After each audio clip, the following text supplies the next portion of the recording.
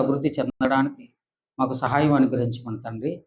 మా ఆత్మీయమైన జీవితాలను తండ్రి మీలో తండ్రి మీ జ్ఞానంలో నాయన కట్టుకోవడానికి తండ్రి మీ యొక్క సహాయం మాకు అనుగ్రహించమని కృపను చూపమని, అలాగే తండ్రి ఇక్కడ నిలబడి చెబుతున్న తండ్రి నాకు నాయన మీ కుమారుడైన పరిశుద్ధాత్మను తోడుగా ఉంచమని, ప్రతి విషయంలో తండ్రి ప్రతి కార్యక్రమం నాయన మీకు ఘనతంగా జరిగించుకునే సహాయం అనుగ్రహించమని తండ్రి. ఘనత మహిమ మీరే పొందుకోమని ఈ చిన్న ప్రార్థన మీ కుమారుడు మా రక్షకుడైన యేసుక్రీస్తు వారి నామమున అడిగి వేడుకుంటున్నాను పరమ తండ్రి, ఆమేన్. ప్రియమైన దేవుని పిల్లారా, వాక్యాన్ని వినడానికి మీ అందరికీ మన ప్రభు అయిన యేసుక్రీస్తు వారి పేరట మరొకసారి నా శుభవందనం తెలియజేస్తున్నాను. సహోదరులారా, కొన్ని విలువైన సంగతులు నేర్చుకుందాం.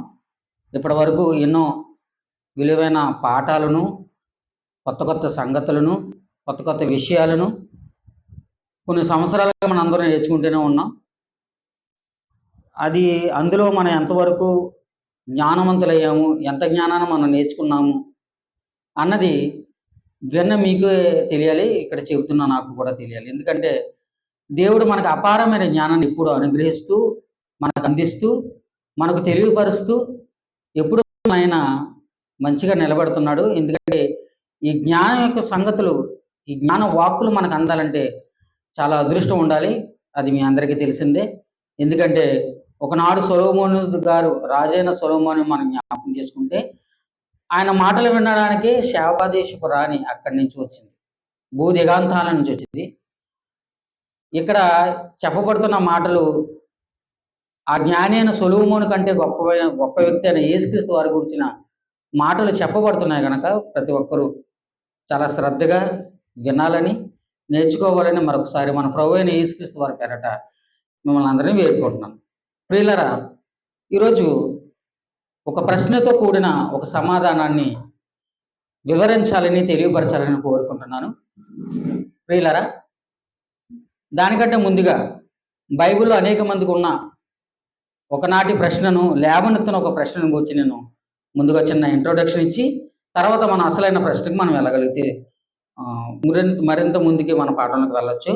దయచేసి అందరూ మీ బైబిల్ తెచ్చి ఆదికాండము 6వ అధ్యాయము 19వ వచనం. ఆదికాండము 6వ అధ్యాయం 19వ వచనం.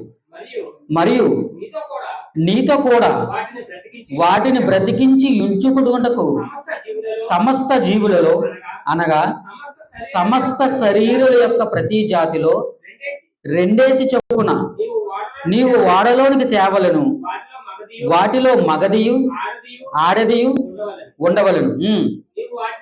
నీవు వాటిని బ్రతికించి ఉంచుకున్నటకై వాటి వాటి జాతుల ప్రకారము పక్షులలోను, వాటి వాటి జాతుల ప్రకారము జంతువులలోను, వాటి వాటి జాతుల ప్రకారము నేలను ప్రాకు వాటన్నిటిలోను ప్రతి జాతిలో 2 చొప్పున నీ యొద్దకు వచ్చును అని మాట్లాడుతున్నాడు. ఇది చదవబడిన వాక్యంలో చెప్పబడుతున్న మాట మనందరూ ఎన్నోసార్లు వినేసాం. వినలేని అన్నవారు, మేము వినలేదండి అనేవారు ఎవరు ఉండరు మనకు. ఎందుకంటే అన్నిసార్లు బైబిల్ చదివి ప్రతి ఒక్కరు కూడా మొదటి పుస్తకం స్టార్టింగ్ చేసేది ఏదండి? ఆదికాండమే. అందరూ చదువుతారండి. మినిమం ఒక 10 అధ్యాయాలు, 20 అధ్యాయాలు, 30 అధ్యాయాలు దాకా చదివి మానేసే వాళ్ళు ఉంటారు. అందరికీ స్టార్టింగ్ ప్రాబ్లం. ఎందుకంటే అక్కడ వరకు మనం ఇంట్రెస్ట్గా చదువుదాం అనుకుంటాం, అక్కడ చదివేసరికి మరలా మన యొక్క ఆలోచన విధానం మారిపోతుంది, లేదా ఏదో ఒక పరిస్థితి మనకు గడ్డుకాలం వస్తుంది, అక్కడితో మనం ఆపేస్తాం. సో నోవహు జలప్రలయం కోసం తెలియని వారు అంటూ ఎవరు ఉండరు. రైట్, మీ అందరికీ తెలిసింది కదా. ఇప్పుడు నోవహు జలప్రలయానికి ముందు ఆ ఓడలోనికి ఏమేమి వెళ్ళాయి? మగది ఆడది ఏమి వెళ్ళాయి? వాటి వాటి జాతుల ప్రకారం పక్షులు వెళ్ళాయి, పురుగులు వెళ్ళాయి, జంతువులు వెళ్ళాయి, నేల ప్రకారం ప్రతిదీ కూడా వెళ్ళాయి. అంటే ఈ భూమి మీద ఈ సృష్టిలో ఏవైతే ఉన్నాయో అవన్నీ కూడా మగది ఆడది జతలుగా 2 వెళ్ళాయి. అర్థమైంది కదా మీ అందరికీ? రైట్, ఇప్పుడు ఇందులో ఉన్న ప్రశ్న ఏంటంటో మనం చూడగలిగితే 8వ అధ్యాయం రండి. ఇదే ఆదికాండము 8వ అధ్యాయము, ఆదికాండము 8వ అధ్యాయం 15వ వచనం. అప్పుడు దేవుడు, నీవును నీతో కూడా నీ భార్యయు, నీ కుమారులను, నీ కోడండ్రను ఓడలో నుండి బయటికి రండి. పక్షులు, పశువులు, భూమి మీద ప్రాకు ప్రతి జాతి పురుగులు మొదలైన సమస్త శరీరంలో నీతో కూడిన ప్రతి జంతువును వెంట పెట్టుకుని వెలుగులకు రావలను. అవి భూమి మీద బహుగా విస్తరించి భూమి మీద ఫలించి అభివృద్ధి పొందవలనని నోవహుతో చెప్పును.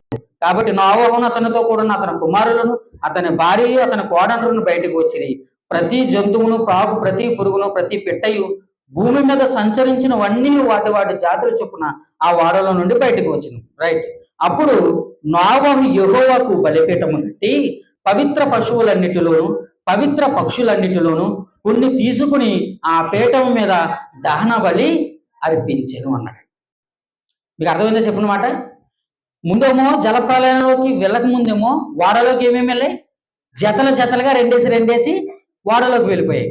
వాడ మరలా ఆ భూమి మీద నీరంతా జలప్రలయం అంతా అయిపోయిన తర్వాత, నీరంతా ఇంకిపోయిన తర్వాత, దేవుడు తలుపుని తెరిచిన తర్వాత ఆ వాడలో ఉన్న ప్రతి జంతువులు, పురుగులు మొత్తం అన్ని భూమి మీదకి వచ్చేసాయి. ఇక్కడ ప్రశ్న ఏంటంటే, పవిత్ర పక్షులు, పవిత్ర జంతువులన్నింటిలో కూడా నోవహు ఏం చేశాడంట? దహన బలిగా కొన్నిటిని అర్పించాడు అన్నాడు. ఏమంటే చాలా మంది ప్రశ్న ఏంటో తెలుసా? ఏమంటే నువ్వు వాడలోకి వెళ్ళాయేమో ఎన్ని వెళ్ళి రెండేసి జతలుగా వెళ్ళాయి. ఇక్కడ నోవహు ఏం చేశాడు? కొన్నిటిని తీసి దేవుడికి దహన బలిగా అర్పించేశాడు. బైబిల్ చాలా తప్పండి. ఎందుకు తప్పు అంటున్నామంటే, సృష్టిలో ఉన్న అన్ని జంతువులు, అన్ని జలచరాలు ఏవైతే ఉన్నాయో, అన్ని జీవరాశులు ఏవైతే ఉన్నాయో వీటన్నిటిని ఓడలోకి రప్పించారు అన్నాడు కదా. రెండేసి జతలుగా పంపించారు అన్నాడు కదా. మరలా భూమి మీదకి వారు వచ్చినప్పుడు అవి అభివృద్ధి చెందేలాగన వీటన్నిటిని విడిచిపెట్టమని అన్నాడు కదా. అలా విడిచిపెట్టమన్నప్పుడు నోవహు ఏం చేశాడు? దేవుడికి బలిగా అర్పించాడు. మరి అలా అర్పించినప్పుడు కొన్ని జంతువులు ఉండకూడదు కదా. నా పాయింట్ అర్థమైందా మీకు? ఇప్పుడు పాము ఉందండి, మగ పాము ఉంది, ఆడపాము ఉంది. లేకపోతే పక్షి ఉందండి, ఆడపావురం ఉంది, మగ పావురం ఉంది. మగ కాకుంది, ఆడకాకు ఉంది. ఇలా కొన్ని జంతువుల్ని మరి బలించేస్తే ఆ బలులు అక్కడితో చచ్చిపోయాయి కదా. ఆ జీవరాశులు అక్కడితో అంతమైపోవాలి కదా. అంతే కదా ప్రశ్న. అంతటితో అంతమైపోవాలి. ఎందుకంటే దహన బలి ఏం చేశాడు? నోవహు దేవుడికి అర్పించాడు. మరి భూమి మీద కొన్ని జీవులు ఉండకూడదు కదా. కానీ ఇక్కడ సృష్టిలో చూస్తే ఇదిగో సుమారు 84 లక్షల జీవరాశులు ఇవన్నీ ఉన్నాయి కదా. సో బైబిల్ చాలా తప్పు చేసింది. బైబిల్ చాలా తప్పుడుగా మాట్లాడింది. ఇది నిజమైన బైబిల్ దైవ గ్రంథం కాదు, ఇది దేవుడు రచించినది కాదని మాట్లాడుతున్నారు. ఈ సమాధానం ఏంటి దానికి? మీకు అర్థమవుతుందా? ప్రియమైన దేవుని పిల్లలు ఆలోచించండి. అందుకే బైబిల్ మనం చదివేటప్పుడు మనం ఎంత ఆదికాండమే కదా, అన్నీ మనకు తెలిసే కదా అనుకుంటాం. కానీ కొన్ని విషయాలు మనం కూలంకషంగా చదివితేనే కానీ మనకు అర్థం కాదు. రైట్. ఇతనికి తెలియని విషయం ఏంటంటే, వారు ప్రశ్నలు అడిగే వారికి తెలియదు ఏంటంటే, వారు పూర్తిగా చదవలేదు. అక్కడ ఆదికాండం 6వ అధ్యాయం చదివారు, ఇక్కడ ఆదికాండం 8వ అధ్యాయం చదివారు. మధ్యలో ఇంకో అధ్యాయం ఉంది. ఏ అధ్యాయం ఉంది? 7వ అధ్యాయం ఉంది కదా. ఆ 7వ అధ్యాయం రాయబడింది చూడండి. ఆదికాండము 7వ అధ్యాయం 1వ వచనం. యెహోవా ఈ తరము వారిలో నీవే నా ఎదుట నీతిమంతుడివై ఉండుట చూచితిని గనుక నీవును నీ ఇంటి వారును వాడలో ప్రవేశించుడి. పవిత్ర జంతువులలో ప్రతి జాతి పోతులు 7ను పెంటులు 7ను పవిత్రములు కాని జంతువులలో ప్రతి జాతి పోతును పెంటియు 2ను ఆకాశ పక్షులు ప్రతి జాతి మగవి 7ను ఆడవి 7ను నీవు భూమి మీద అంతటి మీద సంతతిని జీవముతో కాపాడినట్లు నీ యొద్ద ఉంచుకోమన్నాడు. మీకు అర్థమవుతుందా? మన 6వ అధ్యాయం చదివి డైరెక్ట్గా 8వ అధ్యాయం చదివి మాకు ఏం అర్థమవుతుందా? ఏం అర్థం అవ్వదు. ఇక్కడ ఏమర్థమవుతుంది? ఎన్ని ఉంచుకోమన్నాడు అతని దగ్గర? 7 జతలు ఉంచుకోమన్నాడు. లేదని నోవహు వాళ్ళకి వెళ్ళి 2 జతలన్నీ అక్కడ చదువు అక్కడ ఆగిపోయి అనుకోండి, అతను అడిగిన ప్రశ్న మన దగ్గర సమాధానం ఉందా? సమాధానం లేదు. దానికి సమాధానం ఏంటి? ఇదిగో 7వ అధ్యాయం వచ్చేసరికి అక్కడ వాడలోకి వెళ్ళిన 2 జతలే కాదు, ఎన్ని జతలు ఉంచుకోమన్నాడు? 7 జతలు ఉంచుకోమన్నాడు. ఏమండి చెప్పండి. ఇప్పుడు 7 జతల నోవహు దగ్గర ఉన్నప్పుడు కొన్నిటిని అన్నాడండి. కొన్నిటిని అంటే ఒక 3ో 4ో తీసేసాడు. 7 జతలు ఉన్నాయి. 6 జతలు తీసేసిన ఇంకెన్ని జతలు ఉంటాయి? ఒక జతన్న ఉంటుంది కదా. అభివృద్ధి చెందడం ఒక జతన్న ఉంటుందా భూమి మీద విస్తరింప చేయడానికి? సో దేవుడు ఎప్పుడు తప్పు రాయించలేని, చదివే వాళ్ళలో ఉంటుంది తప్పు. మీకు అర్థమవుతుందా? ప్రశ్న అడిగే వాళ్ళకి ఈ విషయం తెలియదు. ఎందుకంటే 7 జతలు ఉన్నాయి. 7 జతల్లో 3 జతలు అర్పించేశాడు. మిగిలిన 4 జతలు ఉన్నాయి కదా. 4 జతలు ఉన్నాయి కదా. ఇవి అభివృద్ధి చెందుతాయి. దేవుడు సృష్టించింది, కలిగించింది అది. ప్రియమైన దేవుని పిల్లరా, ఈ మాట నేను ఎందుకు చెప్తున్నానంటే, ఇలాంటి ప్రశ్నలే బైబిల్ అనేకములు ఉన్నాయి, మీ అందరికీ తెలుసు. కానీ మనందరికీ చాలా డౌట్గా ఉన్న ఒక ప్రశ్న, ఒకనాడు నాకు కూడా కలిగిన ఒక ప్రశ్నను మీకు వివరించాలనుకుంటున్నాను. కీర్తన గ్రంథం 137వ అధ్యాయం, కీర్తన గ్రంథం 137వ అధ్యాయం 9వ వచనం. కీర్తన గ్రంథం 137వ అధ్యాయం 9వ వచనం. నీ పసిపిల్లలను పట్టుకుని వారిని బండకు వేసి కొట్టువాడు ధన్యుడు అన్నాడు. మీకు అర్థమవుతుందా? ఈ మాట నేను చదివినప్పుడు నేను అనుకున్నాను, నీ పసిపిల్లలను బండకేసి కొట్టువాడు ధన్యుడు అంటే బండ అంటే ఎవరని చాలా మంది చాలా ప్రశ్నలు అడుగుకున్నాం సహోదరులుగా ఉన్నప్పుడు. ఎందుకంటే బండ అంటే ఈ పిల్లల్ని బండకేసి కొట్టమన్నాడంటే దేవుడు. మీకు అర్థమవుతుందా? చాలా మందికి ఉన్న ప్రశ్న కూడా అదే. నీ పసిపిల్లలను పట్టుకుని బండకేసి కొట్టువాడు ధన్యుడు అన్నాడండి. కాబట్టి నిజంగా బండకేసి పిల్లలను కొడితే దేవుడిని మెచ్చుకుంటాడంటే దేవుడికి ఇష్టమా? అసలు దహన బలి కాదు, అది నరబలి అనేది దేవునికి ఇష్టమండి. అసలు అలా నరబలి ఇచ్చేవాడనే దేవుడు ఒప్పుకోలేదు. అన్యులైన వారు ఇశ్రాయేలు కాకుండా మిగిలిన అమోరీలు కానీ అశూరీలు కానీ లేదంటే మిగిలిన జాతుల వారు ఎవరైతే ఉన్నారో కానీ వీరందరూ కూడా ఏం చేసేవారు? అప్పట్లో దహన ఏదండి నరబలి అర్పించేవారు. ఎవరికి? వారు మొక్కుకున్న ఆయా దేవతలకు ఏం చేసేవారు? మోలేకో అనే దేవత ఉంది, లేదంటే మరొక దేవత ఉంది, అమోని దేవత. మీకు అర్థమవుతుందా? ఇలాంటి దేవతలు కొన్ని దేవతలు ఉన్నాయి. ఈ దేవతలకు వాళ్ళు ఏం చేసేవారు? అయితే వారు అగ్ని దాటించేవారు, వారిని బలిగా అర్పించేవారు, లేదంటే దానికి పూజించేవారు, రకరకాలు ఎలా చేసేవారు. ఈ కార్యక్రమాలన్నీ కూడా దేవునికి నచ్చేవి కాదు. ఎందుకే? ఇవి హేయమైన కార్యక్రమములు, ఇవి మీరు చేయకూడదని ఇశ్రాయేలుకి ముందుగానే దేవుడు ఆజ్ఞ ఇచ్చాడు. కానీ చాలా మందికి చదువుతున్న వారికి అర్థం ఏంటంటే నీ పసిపిల్లలను పట్టుకుని బండకేసి కొట్టువాడు ధన్యుడు అంటే చాలా మంది ఈ మాట చదివన్నారు, మీ దేవుడు ఏమైనా సైకోయా అన్నారు. మీకు అర్థమవుతుందా? ఇదేం దేవుడు అండి? బైబిల్ దేవుడు. ఈ దేవుడు ఏంటంటే పిల్లల్ని బండకేసి కొట్టమంటున్నాడు ఏంటండి? అందులోనూ పసిపిల్లలు వేసుకుని బండకేసి కొట్టమంటున్నాడు ఏంటి? అసలు ఇతను దేవుడే కాదండి, అలాగండి ఇలాగండి అని మాట్లాడుతున్నాడు. ప్రియమైన దేవుని పిల్లరా, ఒకనాడు నేను కూడా అలాగే అర్థం చేసుకున్నాను, తప్పుడుగా అర్థం చేసుకున్నాను. చాలా మంది క్రైస్తవులు కూడా చెప్పిన వారు కూడా అలాగే చెప్పారండి. నీ పిల్లలను బండకేసి కొట్టువాడంటే ఆ బండ ఎవరో కాదు, యేసుక్రీస్తు అనే బండ. ఆ బండకేసి కొట్టువాడు ధన్యుడు. ఆ నీ పిల్లల్ని బండకి అనే క్రీస్తు అనే బండకు కొడితే వాడు ధన్యుడిగా మారిపోతాడు అన్నారు. కానీ బైబిల్ ఏం చెప్పాడు దేవుడు? మీ పిల్లలకి కోపం రప్పింపగా వారిని శిక్షలోను ఆయన యొక్క జ్ఞానంలోను బోధలోను మీరు వారిని పెంచండి అన్నాడు. అంతేగాని బండకేసి కొట్టమని దేవుడు ఎప్పుడు ఎక్కడా చెప్పలేదు. మరి ఈ మాట ఎందుకు రాయబడిందండి? ఈ మాట యొక్క భావం ఏంటి? ఈ మాట ఇక్కడ ఎందుకు రాయబడింది? చాలా మందికి ఇది అర్థం కాలేదండి. ఇవి నాకు కూడా అర్థం లేదన్నాను కదా. అలాగే మీలాంటి వారికి అనేక మందికి ఇలాంటి ప్రశ్నలు ఉండవచ్చు. అందుకే ఈ ప్రశ్న గురించి మనం ఆలోచిద్దాం. మనం ఎప్పుడు చెప్పుకునే మాట, ఎప్పుడు ఆలోచించే మాట. బైబిల్ మనం ఎప్పుడైనా చదువుతున్నప్పుడు దాన్ని ఎలా చదవాలన్నారో కాలాన్ని బట్టి, సందర్భాన్ని బట్టి, సమయాన్ని బట్టి, ఆ యొక్క పరిస్థితులను బట్టి అక్కడ ఏం జరుగుతుందన్న విషయం మనకు తెలియాలి. అలా చదవగలిగితేనే అందులో ఉన్న సారాంశం మనకు బాగా అర్థమవుతుందండి. ఇక్కడ చెబుతున్న మాటల్లో నీ పసిపిల్లలను పట్టుకుని బండకేసి కొట్టువాడు ధన్యుడు అనగానే నిజంగా క్రీస్తు అనే బండ అన్నారు మరికొంతమంది మాట్లాడితే, మరికొంతమంది ఈ మాటను బట్టి దేవుణ్ణి తండ్రి అయిన దేవుణ్ణి బైబిల్ని తప్పుపట్టేవారు ఉన్నారు. ప్రియమైన దేవుని పిల్లారా, మనం అటువంటి వారి లిస్టులో ఉండకుండాలంటే మంచిగా దీన్ని పరిశీలించేద్దాం. అసలు ఏం జరుగుతుందో ఇదే 137వ అధ్యాయం మొదటి వచనం చదవండి. మొదటి వచనం.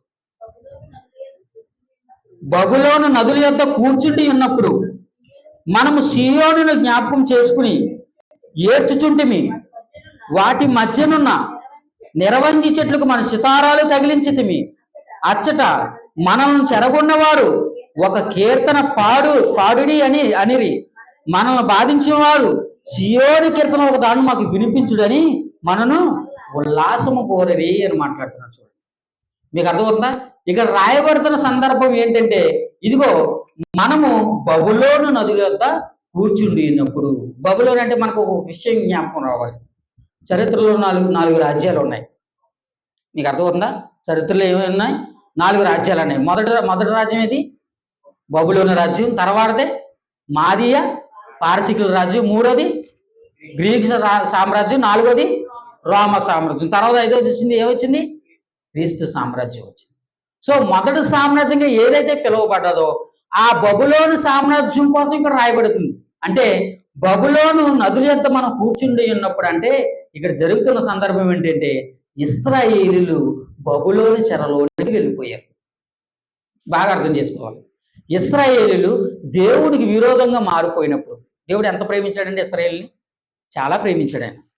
ఆయన ప్రేమించినంతగా ఎవరో ప్రేమించలేదండి ప్రపంచంలో.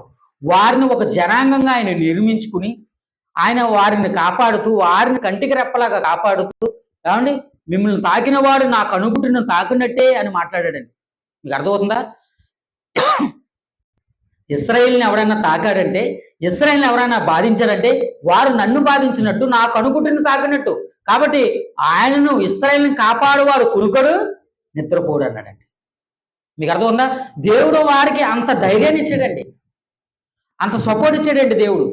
అంతలాగా దేవుడు వారిని కాపాడుతూ రక్షిస్తూ వారిని ఒక గొప్ప జనాంగంగా ప్రపంచంలో ఉంచితే వారేం చేశారు?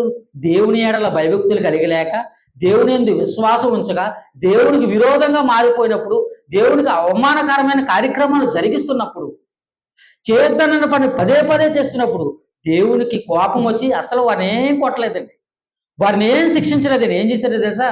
ఇదిగో ఎవరైతే వారి మీద అధికారం చేయకూడదో అలాంటి వారికి బలాత్కారాలకు దేవుడు అప్పగించేశాడండి. దేవుడు చేసే పని ఏదేనండి. ఇప్పుడు దేవుడు మనల్ని ఎప్పుడైనా ఏది అనట్లేదు అనుకోండి, మనం డేంజర్లోనో అని అర్థం చేసుకోవాలి. ఎప్పుడు మీకు అర్థమవుతుందా? మనం ఏదైనా తప్పుడు కార్యక్రమం చేస్తున్నప్పుడు, ఏదైనా మన కార్యక్రమాలు జరిగిస్తున్నప్పుడు అన్ని సక్రమంగా జరిగిపోతాయి, నీకేం అవ్వట్లేదు అనుకోండి, నువ్వు డేంజర్లో ఉన్నాడని జ్ఞాపకం చేసుకోవాలి. ఎందుకో తెలుసా? అది ఒక ప్రమాదానికి హెచ్చరిక అన్నమాట. ఎందుకంటే దేవుడు నిన్ను కొట్టినప్పుడే, దేవుడు నిన్ను వాక్యం చేత గద్దించినప్పుడే, దేవుడు నీకు వెంటనే శిక్ష వేసినప్పుడే నువ్వు చాలా ధన్యుడు. ఎందుకంటే నీ తండ్రి నిన్ను ప్రేమించి శిక్షించాడు, అక్కడతో అయిపోతుంది అది. కానీ దేవుడు నిన్ను ఏమీ అనకుండా అలా వదిలేశాడు అనుకోండి, ఊరకనే అలా విడిచిపెట్టేశాడు అనుకోండి, మన జీవితం ఏమైపోతుందో మనకు తెలియదు. ఇక అర్థమవుతుందా? అలాంటి పరిస్థితి మనకి ఎప్పుడైనా అర్థమవుతున్నప్పుడు మనం వెంటనే దేవుని లొంగిపోవాలి, దేవుని వేడుకోవాలి, దేవుని బ్రతిమాలుకోవాలి. ప్రేమ దేవుని పిల్లారా, అంటే దేవుడు విరోధంగా వారిని బబులోను అనే ఆ రాజు అప్పగించేశాడు. బబులోను సామ్రాజ్యాన్ని అప్పగించిన దేవుడు 3 లేదా 4 సార్లు వారిని బబులోను చెరలోకి వెళ్ళిన సందర్భాలు మనకు బైబిల్లో కనబడుతున్నాయి. ఒకసారి ఆ మాటలు మనం చూడగలిగితే దానియేలు గ్రంథం, మొట్టమొదటిగా దానియేలు గ్రంథం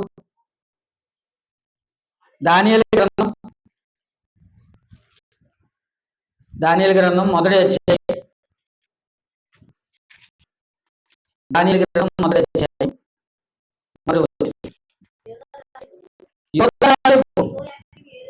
యెహోయాకీము ఏలుబడిలో 3వ సంవత్సరమున బబులోను రాజుకు నెబుకద్నెజరు యెరూషలేము మీదకు వచ్చి దానిని ముట్టడి వేయుగా, ప్రభువు యోధా రాజుకు యెహోయాకీమును దేవుని మందిరము చేసిన ఉపకరణమును ఆ రాజు అప్పగించుగా, అతడు ఆ వస్తువులు షినారు దేశము తన దేవతాలను తీసుకుని పోయి తన దేవతాలకు బొక్కసములో ఉంచెను అంటున్నాడు. చూడండి, మీకు అర్థమవుతుందా?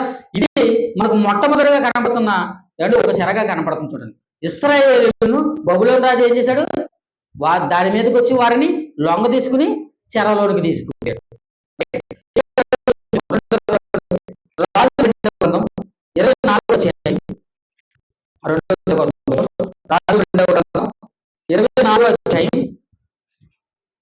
రాజు 24వ అధ్యాయం 11వ వచనం.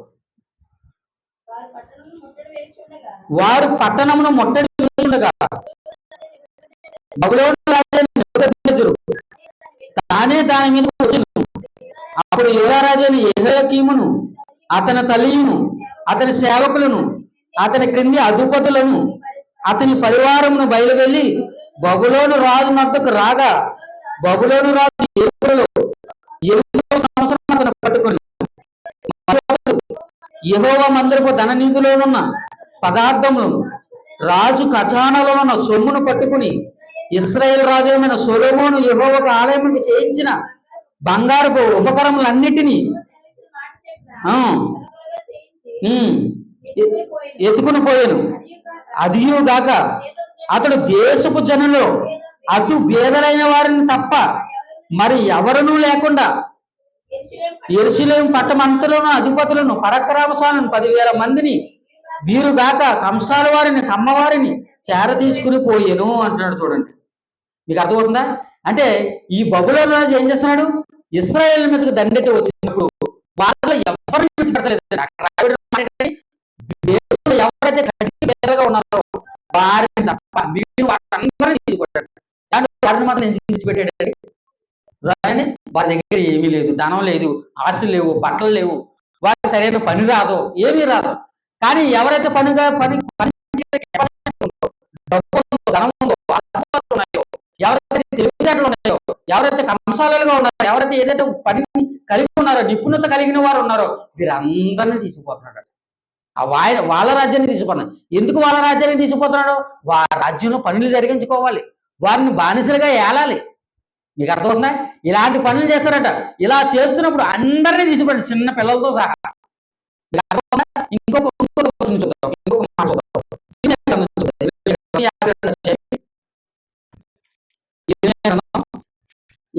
అధ్యాయం, ఇర్మీయా గ్రంథం 52వ అధ్యాయం 12వ వచనం.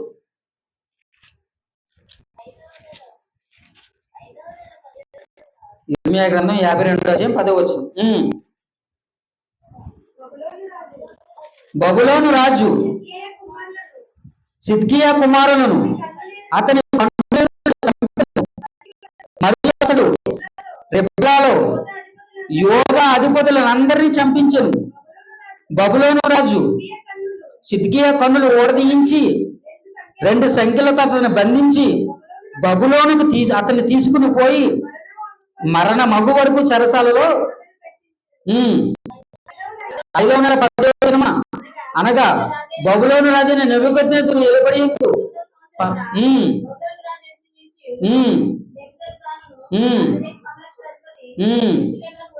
యెరూషలేమునకు వచ్చిన. ఇలా చదువుకుంటూ పోతే అందులో సేనాధిపతులు, మిగిలిన మనుషులు ఎవరైతే ఉన్నారో దేశంలో మిగిలిన ప్రతి మనిషిని తీసుకెళ్ళిపోయాడు.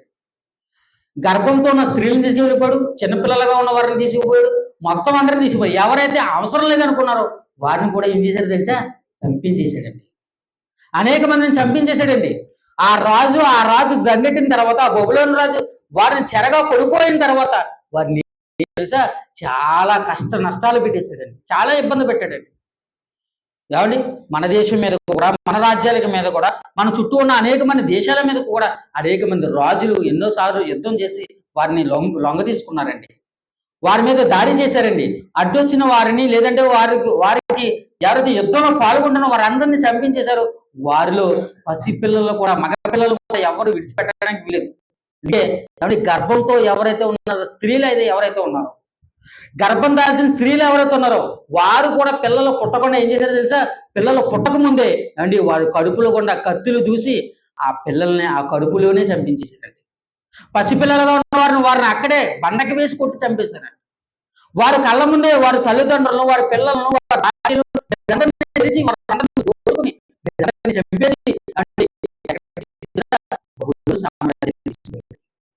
ఇలా ఈ బబులోను సామ్రాజ్యానికి తీసుకుపోయినప్పుడు వారందరూ కూడా బాధపడుతూ రాస్తున్న ఒక కీర్తన అండి, 137వ కీర్తన. రండి ఇప్పుడు మాట్లాడుకుందాం. 137వ కీర్తన మొదటి వచనం. బబులోను నదుల యొక్క కూర్చుని ఉన్నప్పుడు మనము సీయోనుని జ్ఞాపకము చేసుకుని ఏడ్చుచుంటమే. మీకు అర్థమవుతుందా? ఆ నదుల దగ్గర కూర్చుని దేని జ్ఞాపకం చేసుకుంటారంట? సీయోనుని జ్ఞాపకం చేసుకున్నాడు. సీయోను అంటే దాని అర్థం ఏంటి?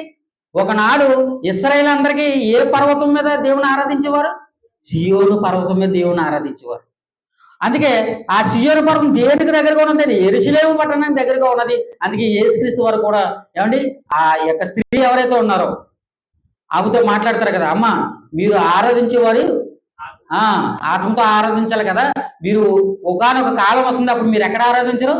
యెరూషలేమునైనను ఈ పర్వతం మీదనైనను మీరు తండ్రిని ఆరాధింపరు అన్నాడు. చూడండి, ఆ పర్వతం అంటే ఏ పర్వతం? అది సీయోను పర్వతం.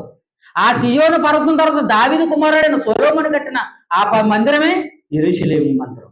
మీకు అర్థమవుతుందా? వారు ఎవరిని జ్ఞాపకం చేసుకుంటారంట? దేవుళ్ళని మనం ఉన్నప్పుడు అందంగా ఉండి హ్యాపీగా ఉండి దేవుడు మనల్ని రక్షిస్తున్నప్పుడు, మనం కాపాడుతున్నప్పుడు మనకి దేవుడు జ్ఞాపకం రావడం. ఎందుకంటే మనకి అన్ని సక్రమంగా జరుగుతాయి కదా, మన జీవితం అంతా బాగుంటుంది కదా. కానీ మన జీవితం ఎప్పుడైతే దేవుడికి వ్యతిరేకంగా మారిపోయిందో, దేవుడు మనల్ని ఎప్పుడైతే విడిచిపెట్టాడో అప్పుడు జ్ఞాపకం చేసుకుంటాడు. ఇశ్రాయేలు కూడా చేస్తుంది అదే. వారికి ఈ గతి పట్టడానికి కారణం ఏంటి? వారు దేవుని మీద తిరుగుబాటు చేసినందుకు కాదు. వారు దేవుడి మీద తిరుగుబాటు చేసినందుకు ఇప్పుడు ఏమన్నారు? ఆ బబులోను నదుల యొక్క చెరలోకి వెళ్ళిపోయిన తర్వాత నదుల దగ్గర కూర్చుని జ్ఞాపకం చేసుకున్నారంట. అదే మన సీయోని ఎలా ఉండేదిరా, మన ప్రార్థనకి ఎలా వెళ్ళేవాళ్ళురా, మన దేవుని ఎంత గొప్పగా ఆరాధించేవాళ్ళురా, ఎందుకురా మనకి ఈ పరిస్థితి వచ్చిందని చదవండి. వాటి మధ్యనున్న నిరవంజి చెట్లకు మన సితారాలు తగిలించితిమి, అచ్చట మనల్ని చెరగొన్నవారు ఒక కీర్తన పాడుడే అనిరి, మనల్ని బాధించిన వారు సియోని కీర్తన ఒక దాన్ని మాకు వినిపించుడి అని మనల్ని ఉల్లాసం కోరిని. అన్యుల దేశంలో యెహోవా కీర్తన మనం ఎట్లు పాడదాము? యెరూషలేమా, నేను నిన్ను మరచిన ఎడల నా కుడి చేయి తన నేపు మలుచును గాక, నేను నిన్ను జ్ఞాపకం చేసుకొనని ఎడల నా ముఖ్య సంతోషము కంటే నేను యెరూషలేము హెచ్చుగా ఎంచని ఎడల నా నాలుక నా అంగడికి అంటుకున్నాను గాక. యెహోవా ఏదోమో జనులు చేసినది జ్ఞాపకం చేసుకోము, యెరూషలేము పాడైన దినమును జ్ఞాపకం తెచ్చుకును. ఏమి ఎంత బాధపడుతున్నారో చూడండి. ఇశ్రాయేలు అంతా కూడా చెరలోకి వెళ్ళిపోయిన తర్వాత ఎంత బాధపడుతున్నారో చూడండి. వారి యొక్క సితారాలు ఏవైతే ఉన్నాయో గంట అన్ని ఆ చెరలోకి వెళ్ళిపోయినన్ని ఆ సితారాలు తగిలించి ఎక్కడ తగిలించారంట? నిరవంజి చెట్లకు తగిలించారంట. ఎందుకంటే వాటి వల్ల ఉపయోగం లేదు కదా వారికి. అప్పటి వరకు ఆ సితారాలు పట్టుకుని దేవుని మందిలో వాయిద్యాలు వాయించారు, పాటలు పాడారు, దేవుని ఆరాధించారు అందరూ కూడా. ఇప్పుడైతే ఆ సితారాలు ఏం పని ఉంది? ఏం పని లేదు వాళ్ళకి. ఎందుకంటే చెరలోకి వెళ్ళిపోయి దేవునికి విరోధంగా మారిపోయారు. కాబట్టి ఈ నిరవంజి చెట్లకు వాళ్ళ సితారాలు తగిలించి అక్కడ కూర్చుని బాధపడుతున్నారు, ఓ కుమ్మిడిపోతున్నారట, ఓ ఏడుస్తున్నారట. ఏడుస్తుంటే వీళ్ళు అక్కడ మన్నను చెరగొన్నవారు వారు వచ్చి అన్నారంట, బబులోను ఆ సామ్రాజ్యంలో ఉన్న ఎవరైతే సైనికులుగా ఉన్నవారు ఎవరైతే ఉన్నారో వారందరూ వచ్చి మాట్లాడుతున్నారంట, రే మీరేంటి అక్కడ కూర్చున్నారో ఇలా రండి అన్నారట. మీకు అర్థమవుతా? ఆ నదుల దగ్గర కూర్చుని వారు బాధపడుతుంటే రే ఇలా రండి ఒకసారి, ఓ పాట పాడండి, మీరు ఒకసారి ఓ పాట పాడరా ఏమండి. అప్పుడప్పుడు చూడండి, మనకి ఎక్కువగా సినిమాల్లో ఇలాంటి సిచ్యువేషన్ మనకు చూపిస్తుంటారు. ఇప్పుడు ఏదైనా వారికి ఒక టాలెంట్ ఉందనుకోండి, ఏదైనా వారికి ఒక టాలెంట్ వచ్చిందనుకోండి, వారు దాన్ని బాగా జరిగించగలరు అనుకోండి, ఏం చేస్తారండి? ఆ రౌడీలు ఏం చేస్తారు? లేదంటే ఆ విలన్గా ఉన్న వ్యక్తి ఏం చేస్తారు? వారిని కొట్టేసి అలా చేసి ఇలా చేసి ఏం చేస్తారు? మీరు డ్యాన్స్ చేస్తారంట కదా, డ్యాన్స్ చేయండి అంటారు. మీరు పాట పాడతారా కదా, పాట పాడండి. మీరు రక్షిస్తారంట కదా, రక్షించండి. మీకు అర్థమవుతుందా? ఇక్కడ చెరగొన్న వారు బబులోను వీరిని తీసుకెళ్ళిపోతారు. వారందరూ వీళ్ళు ఏం చేస్తున్నారంట? హేళన చేస్తున్నారంట. మీకు ఏ సియోని కీర్తనలు ఉన్నాయంట కదా, ఆ దేవుడికి మీరు ఏదో ఆరాధించి బహుళ పాడతారంట కదా, ఆ పాట ఒకటి పాడండి, మాకు ఉల్లాసం ఇవ్వండి, మమ్మల్ని ఎంకరేజ్ చేయండి, మమ్మల్ని ఎంటర్టైనింగ్ చేయండి, ఓ పాట పాడండి, ఇలా రండి ఓ పాట పాడండి అంటారట. అప్పుడు వాళ్ళు అనుకుంటున్నారంట, అయ్యో అన్యుల దేశంలో దేవుడి పాటలు మనం ఎలా పాడతాం, సియోని కీర్తనలో వారి కీర్తన మనం ఎలా పాడగలం, వీళ్ళ ముందు ఇలా పాడమంటున్నారే మనం ఎలా పాడగలం, వారు కుమిలిపోతున్నారట. బాధపడిన వారు ఏం చేస్తున్నారంటే వారు మరింత బాధకు గురి చేస్తున్నారండి, ఎంతో బాధపడుతున్నారు. ఎందుకంటే అప్పటికే వారి కళ్ళ ముందు అనేక మందిని చంపేశారండి. పిల్లలను కానీ పురుషులు కానీ ఏమండి బుద్ధులు కానీ మొత్తం అందరినీ చంపేశారండి. చంపేసిన తర్వాత వారందరూ బాధపడుతూ ఏమండి ఇక పాట పాడమంటే వారు అంటున్నారు, యెరూషలేమా నేను కానీ నిన్ను మర్చిపోతే నాకు నన్ను మర్చిపోలేదండి. వీరు చేసింది మీరు మర్చిపోతే దేవా మర్చిపోక మమ్మల్ని జ్ఞాపకం ఉంచుకో, మేము మీ ఎదుట తప్పే జరిగించాం, మీ ఎదుట మేము పాపమే చేసాం, అని మా జరిగిన మాకు మీరు జ్ఞాపకం చేసుకో దేవా అని దేవుడు వేడుకుంటున్నారండి. ఎన్నో వచనం?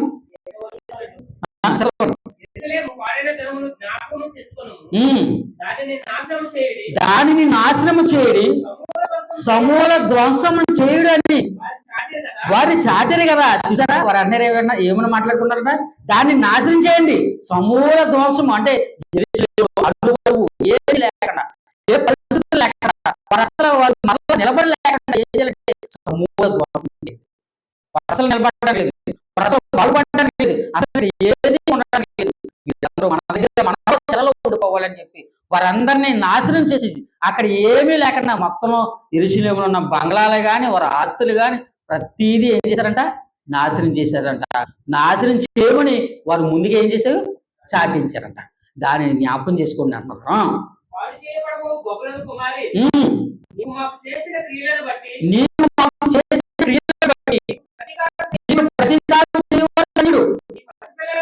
నీ పసిపిల్లలను పట్టుకుని వారిని బండకేసి కొట్టువాడు ధన్యుడు. ఇప్పుడు అర్థమవుతుంది మీకు పాయింట్? ఫస్ట్ నుంచి మనం చదువుకుంటే మనకు అసలైన విషయం మనకు తెలుస్తుంది. ఈ పసిపిల్లలు పట్టుకుని బండకేసి కొట్టువాడు ధన్యుడు అంటే ఈ క్రీస్తు బండకేసి పిల్లలు కొడితే మన పిల్లలు ధన్యులు కాదు. అలాగని చాలా మంది దీన్ని ఆపాదించుకుని చేసుకున్న వారు కూడా చాలా మంది ఉన్నారు. మీకు అర్థమవుతుందా? ఇక్కడ చెప్తున్న సందర్భం ఇదిగో మీరు ఎలా మీరు మమ్మల్ని నాశనం చేశారు కదా, మమ్మల్ని ఇబ్బందులు పెట్టారు కదా, మా పిల్లల్ని చంపారు కదా, మా భార్యలను చంపారు కదా, మా వృద్ధులను చంపారు కదా, మా ఆస్తిని అంతా దోచుకున్నారు కదా, ఇదిగో మాకు జరిగినట్టే మీకు జరగకపోతుంది. మా పిల్లల్ని ఎలాగైతే బాగా మా కాళ్ళ ముందు కొట్టి మీరు చంపేశారు, మీ పిల్లలు కూడా వస్తాడు, ఆ వచ్చిన వాడు కూడా మీ కళ్ళ ముందు బండకేసి కొడతాడు, ఆ కొట్టేవాడు ధన్యుడు అన్నాడు. మీకు అర్థమవుతుందా? మీ పిల్లలు మా ప్రతీకారం చేసే రోజు రాబోతుంది. ఆ రోజున మాకు తలపెట్టాడు, మీకు తలపెట్టేవాడు వాడు చాలా గొప్పవాడు, వాడు ధన్యుడు.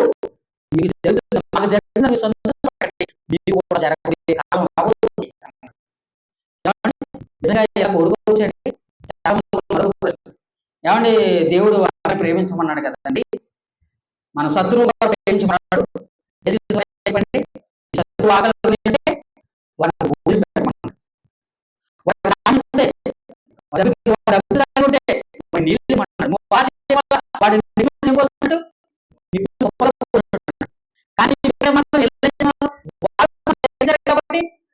ప్రతీకారంగా ఇంకొకరు వాటికి జరిగించాలి.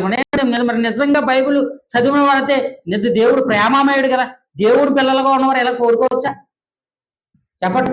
దేవుడు పిల్లలుగా ఉన్నవారు ఎలా కోరుకోవచ్చా? మరి మా వీరికి ఎలా కోరుకుంటున్నారు? ఇశ్రాయేలీయులు ఎలా ఎందుకు కోరుకుంటున్నారు? ఎందుకు కోరుకుంటున్నారంటే మరలా మనకు అర్థం కావాలి, మరలా మనకు ప్రశ్న రావాలి. ఏంటి ఇది? ఏ కాలంలో జరుగుతుంది? పాత నిబంధన కాలంలో జరుగుతుంది. పాత నిబంధన కాలంలో ఆజ్ఞలేంటి? కంటికి కన్ను, పంటికి పన్ను. కాబట్టి ఇప్పుడు ఏంటండి, ఇంకొకటి చెప్పాలి. అక్కడ పాత నిబంధన ఆ యొక్క ఆజ్ఞ ఏమవుతుంది? నెరవేరుతుంది కదా. కంటికి కన్ను, పంటికి పళ్ళు. యేసుక్రీస్తు వారు వచ్చేంత వరకు అదే ఆజ్ఞ.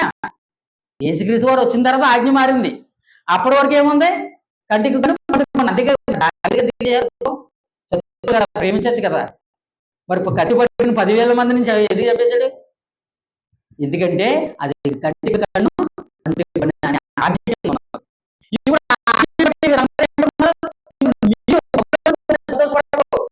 మాకు చేసినట్టే నీకు ఇంకొకటి చేస్తాడు, రాబోయేవాడు చేస్తాడు, వాడు ధన్యుడు అన్నాడు. ధన్యుడు అన్నాడు. మమ్మల్ని చూసి మీరు బాధపడుతున్నారు, మమ్మల్ని చూసి మీరు పాటలు పాడని హేళన చేస్తున్నారు, ఎగటాలు చేస్తున్నారు, మమ్మల్ని పట్టుకున్నందుకు, మమ్మల్ని చేరుకున్నందుకు మా దేవుడు మీరు ఏం చేస్తారంటే అవహేళనగా మీరు మాట్లాడుతున్నాడు. కానీ మా దేవుడు మాకు ఆజ్ఞ ఇచ్చాడు. మా దేవుడు మాకు చెప్పాడండి, మీకు ఒక ఎందుకంటే మీరు ఒక 75 సంవత్సరాలు లేదంటే కాలం మీరు ఆ బబులోను చెరలో ఉంటారని చెప్పాడు. చూద్దాం, మాట చూద్దాం. చూడండి, ఇర్మియా గ్రంథం 25వ అధ్యాయం. ఇర్మియా గ్రంథం 25వ అధ్యాయం 11వ వచనం చదవడం.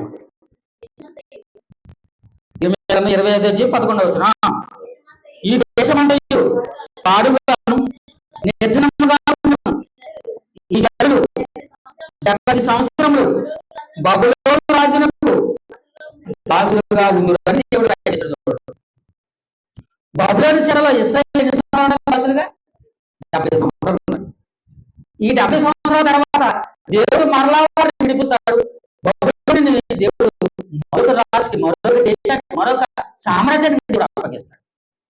మీకు అర్థం ఉందా? మాటల భావం నెరవేరుతుందండి.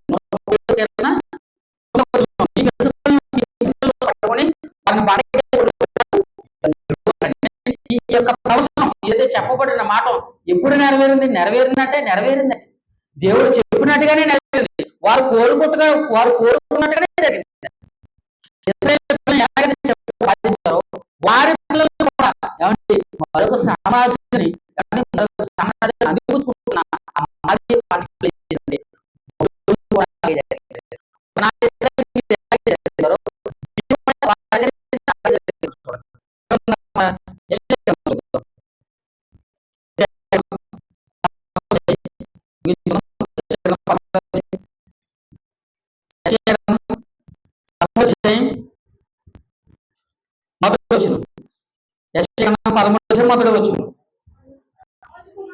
ఆమోజు కుమారుడైన యెషయాకు బబులోను గురించి ప్రత్యక్షమైన దేవుడి అంటే ఈ యొక్క 13వ అధ్యాయంలో బబులోనికి ఎలా నాశనం అవుతుందో రాయబడుతుంది చెబుతున్నాడు. ఈ మాటలన్నీ కాకుండా మనకి అవసరమైన మాటలు చదువుతాం.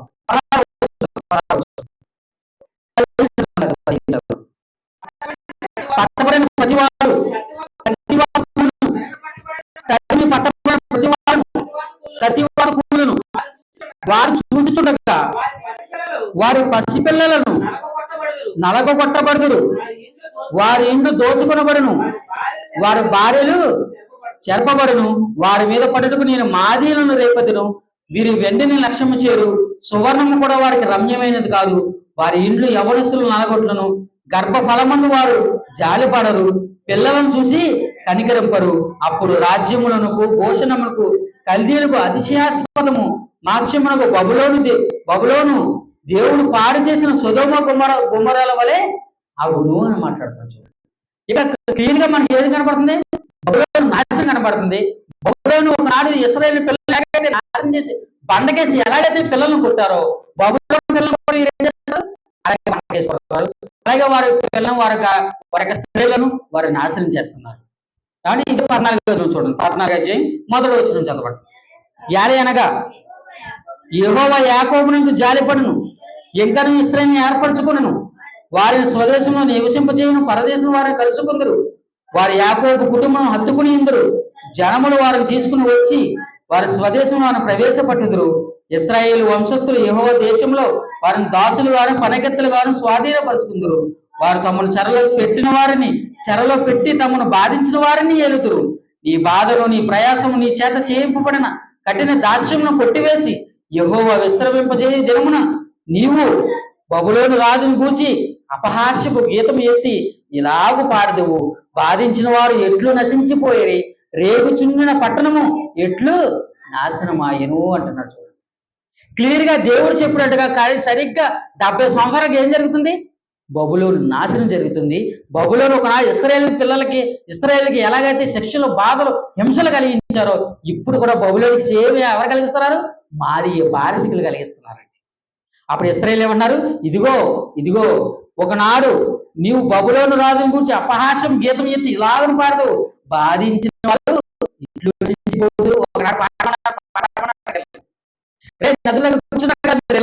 ఒక పాట పాడండిరా అన్నారు కదా. ఇప్పుడు వీళ్ళే ఏమన్నారు? ఇదిగో ఒకనాడు మమ్మల్ని అపహాస్యం చేశారు కదా, ఇది ఎలాగ నాశనం అయిపోయింది, బబులోను ఎలా నాశనం అయిపోయింది, వారి పిల్లలు అలాగా చనిపోయారు, వారి పిల్లలు అలాగా నాశనం అయిపోయారు, వారి పిల్లల్ని అలాగా బండకేసి కొట్టారు, మా దేవుడు గొప్పవాడని అప్పుడు ఇశ్రాయేలు అనుకుంటారు. ప్రేమైన దేవుడి పిల్లరా, ఇప్పటికైనా అర్థమైందా? 137 కీర్తనలో రాయబడిన నీ పసిపిల్లలను పట్టుకుని బండకేసి కొట్టువాడు ధన్యుడు అంటే ఎవరు? బబులోను రాజు ఒకనాడు ఇశ్రాయేలుకి చేసినట్టే వారి పిల్లలకు చేసేవారు ధన్యుడు అనే ఆ సందర్భం మీ అందరికీ అర్థమైందని కోరుకుంటూ ఈ యొక్క మాటలు ముగిస్తున్నాను. ప్రియులారా, ఇలాంటి మాటలు, ఇలాంటి ప్రశ్నలు మనకు అనేకం బైబిల్లో రాయబడిన సంగతులు అనేకం ఉన్నాయి. ప్రతి విషయాన్ని మనం తెలుసుకోవాలి, ప్రతి దానికి మనం సమాధానం వెతుక్కోవాలి. వెతుక్కున్న తర్వాత విని మర్చిపోకూడదు, విడిచిపెట్టకూడదు. ఎందుకంటే ఈ ప్రశ్న ఎవరికైనా తెలియకపోతే మీరు తెలియపరచండి, వివరించండి. ఆ విధంగా మీకు మరింతగా ఎక్కువగా జ్ఞాపకం ఉంటుంది. అనేక మందికి ఈ జ్ఞానాన్ని మీరు తెలియపరచడానికి అవకాశం ఉంటుంది. అందరూ కళ్ళు మూసుకున్నట్లయితే ప్రార్థన చేసుకుంటాం. మహాలోకాలను కలిగించిన మా కన్న తండ్రి, దేవా, కొన్ని విలువైన సంగతులు తండ్రి మీ వాక్యం ద్వారా మాకు వివరింప చేసినందుకు వందనములు తండ్రి. నిజంగా నాయన మీ వాక్యంలో రాయబడిన ప్రతి మాట తండ్రి చాలా అద్భుతమైన తండ్రి. మాకు తెలియని విషయాన్ని తండ్రి ఎన్నాళ్ళగా తండ్రి జ్ఞానం మీ యొక్క కూడి వచ్చిన ప్రతి ఒక్క బిడ్డని మీరు జ్ఞాపకం చేసుకోండి తండ్రి. స్త్రీలు ఉన్నారు, పురుషులు ఉన్నారు, వృద్ధులు ఉన్నారు, యవ్వనస్తులు ఉన్నారు తండ్రి. ప్రతి ఒక్కరు మీరు జ్ఞాపకం చేసుకోండి నాయన. మా సంఘాన్ని మీరు అభివృద్ధి పొందించండి తండ్రి. సంఘంలో తండ్రి అనేక మందికి తండ్రి ఎన్నో ఇబ్బందులు, కష్టాల్లో తండ్రి, బాధలో తండ్రి, చిన్న చిన్న రోగాలతో తండ్రి ఇబ్బంది పడుతున్నాం నాయన. ప్రతి విషయంలో తండ్రి మీరు మాకు సహాయం అనుగ్రహించుకోకుండా చెప్పండి. అలాగే తండ్రి వాతావరణ విషయంలో తండ్రి మిమ్మల్ని వేడుకుంటున్నాం తండ్రి. అనేక మంది తండ్రి ఎంతో ఇబ్బంది పడి బాధపడుతున్నారు నాయన. మీ చిత్తం ఏమైందో తండ్రి మీ చిత్తానుసారంగా ప్రతిదాన్ని జరిగించండి తండ్రి. తన మీ యొక్క కాపుదల మా అందరికీ ఉంచమని సహాయం అనుగ్రహించమని నాయన. అలాగే తండ్రి భవిష్యత్తులో జరిగించబోతున్న ప్రతి కార్యక్రమం తండ్రి మేము తండ్రి ముందుకు సాగగలగడం తండ్రి మీ యొక్క మేము ఆలోచన చేయగలిగిన సహాయం అనుగ్రహించమని తండ్రి. అలాగే సంఘం నిమిత్తం తండ్రి చిన్న చిన్న లోటుపాట్లు ఉన్నాయి తండ్రి, చిన్న చిన్న సమకూర్చుకోవాల్సిన కొన్ని ఉన్నాయి నాన్న. ప్రతి విషయంలో తండ్రి మీ యొక్క ఆలోచన విధానం మా అందరికీ అనుగ్రహించమని తండ్రి, ప్రతి వారి దగ్గరికి తండ్రి మంచి మనసును అనుగ్రహించమని తండ్రి. ప్రతి విషయంలో నాయన తండ్రి మేము ముందుకు సాగగలరు తండ్రి, యూనిటీగా ఉండి తండ్రి ప్రతి విషయాన్ని తండ్రి సాధించుకోగలిగే సహాయం అనుగ్రహించమని కృపను చూపమని తండ్రి. అలాగే తండ్రి మా యవ్వనస్తులు మీరు జ్ఞాపకం చేసుకున్నాను ఆయన, ముఖ్యంగా తండ్రి వారికి మీ జ్ఞానాన్ని మీరే తండ్రి మెండుగా అనుగ్రహించండి తండ్రి, వారిని మీరు జ్ఞానంలో నిలబెట్టండి నాయన తండ్రి. రాబోయే తనానికి తండ్రి వారే తండ్రి సహాయం అనుగ్రహించండి తండ్రి. ఇప్పుడు వచ్చే మీరు జ్ఞాపకం చేసుకోండి తండ్రి, ఎవరికి ఏ ఇబ్బందులు ఉన్నాయో, కష్టాలు ఉన్నాయో, బాధలు అన్నీ మీకు తెలిసిన ఆయన, సమస్తం ఎరిగిన వారు మీరు తండ్రి. తండ్రి జ్ఞానం కలిగిన కుమారులుగా కుమార్తెలుగా తండ్రి మీ సమాజంలో ఉండగలిగిన సహాయం అనుగ్రహించండి తండ్రి. మరలా మేము కలుసుకునేందుకు తండ్రి మీ కృపా సమాధానం అందరికీ ఎక్కువగా వస్తున్నాను. ఇచ్చిన ప్రకారం మీ కుమారుడు మా రక్షకుడైన తండ్రి యేసుక్రీస్తు వారి నామమున అడిగి వేడుకుంటున్నాను పరమ తండ్రి. ఆమేన్. అందరికీ వందనాలు.